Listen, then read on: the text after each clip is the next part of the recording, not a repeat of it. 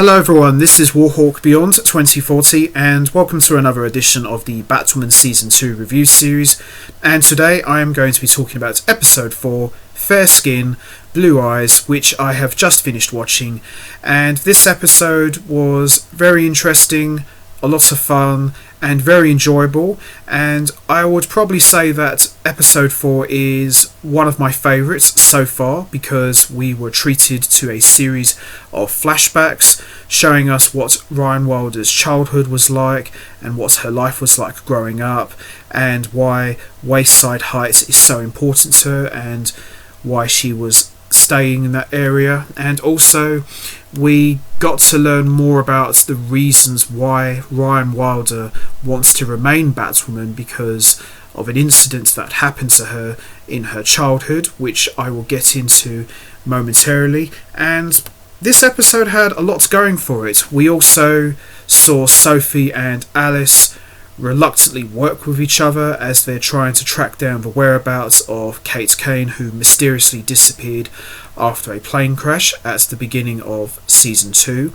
So lots of things going on. We got to see Mary and Ryan form a more emotional bond with each other, and I'm really digging that a lot. So lots of things going on in this episode, and I can honestly say, as I mentioned, this episode was a lot of fun, and we got to learn more about the False Face Society and what their plans are as they continue to spread snakebite all throughout Gotham.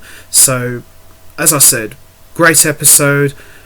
Javicia Leslie is maturing very nicely in the role of Batwoman, and she's really growing on me a lot. And the Ryan Wilder character has been very well developed so far, because when they announced that Batwoman was going to be a completely new original character, I was a little bit sceptical because I thought they were going to go down the typical route where Ryan Wilder was a fangirl who followed all of Batwoman's activities and that's why she puts on the suit. But I'm glad they didn't go that direction because that just would have been really silly. But I'm really looking forward to seeing how they're going to flesh out Ryan Wilder's character development as season 2 progresses. So with that all said, let's get right into it. Let's talk about episode 4, Fair Skin, Blue Eyes. So we see the False Face Society continues to spread snakebites throughout Gotham City as Batwoman Ryan Wilder tracks down one of the snakebite dealers in the Batmobile, but the side effects from her kryptonite injury causes her to briefly lose focus. We see a child trips the alarm of a jewellery store to get Batwoman's attention in order to ask for her help in finding his missing brother Kevin.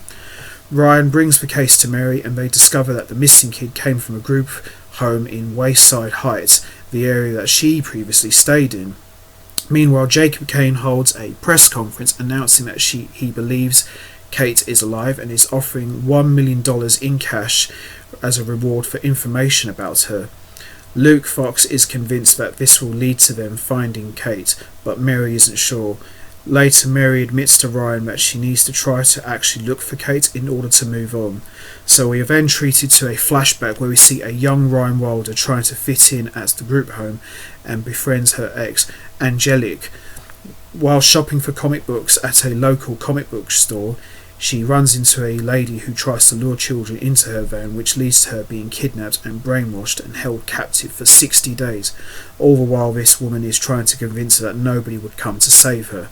Now this little flashback here reminded me of a flashback back in season 1 with Alice, when Alice explained to Kate what happened to her after the car crash and the torture that she went through. So I was definitely getting some Alice vibes in this flashback with Ryan Wilder while she's being held captive by a lady who is referred to as the Candy Lady.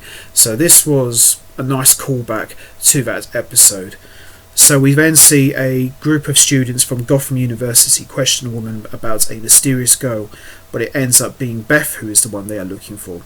Angelique later gets herself captured by the Candy Lady in order to help save Ryan, and they find a way to make their escape. We then see in the present day Ryan and Mary driving Ryan's van to the comic book store where Ryan suspects the same thing is still happening to kids. Once Ryan brings up the other girl, Mary decides that they need to look through the records that Kate saved during Beth's disappearance. Mary also asks Ryan to move into Kate's apartment with her, and she accepts. After tracking down the Candy Lady's address, Ryan goes to visit her as herself, but she gets tased and kidnapped by her. Ryan manages to get the upper hand and fights the Candy Lady, who reveals that Kevin has been brainwashed into joining the False Face Society.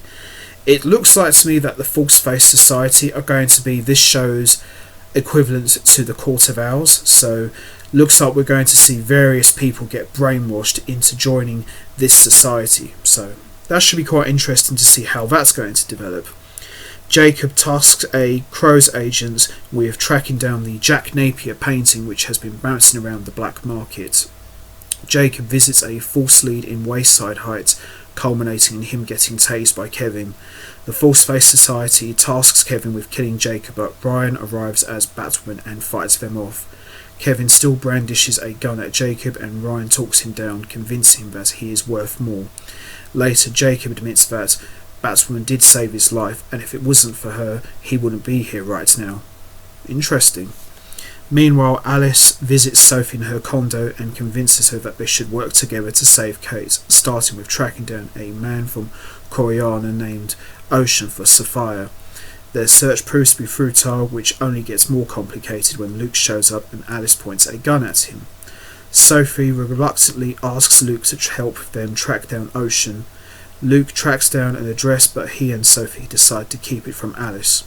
Smart. Sophie visits one of the potential locations only to fight the squatter inside. Alice shows up and helps save Sophie.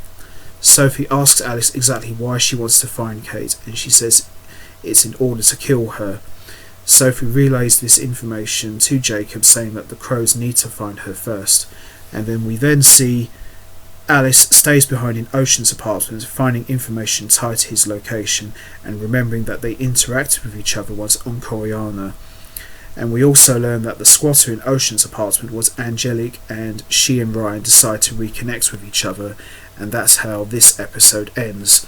Overall, excellent episode, lots of great flashbacks showing us what happened to Ryan Wilder in her childhood. Some of it reminded me of what happened to Beth back in the flashbacks of season 1. So there was lots of good things going on in this episode and great storytelling, and as I said, I'm really enjoying the character development for Ryan Wilder. I think they're doing a great job so far, and it looks like for this side of the season the False Face Society are going to be one of the main bad guys for this season, and it looks like they're going to be the show's equivalent of the Court of Owls. So it's going to be very interesting to see how that story is going to play out. But yeah, like this one a lot, and so far this is one of my favourites from season 2. Hopefully I'll have more favourites as this season progresses.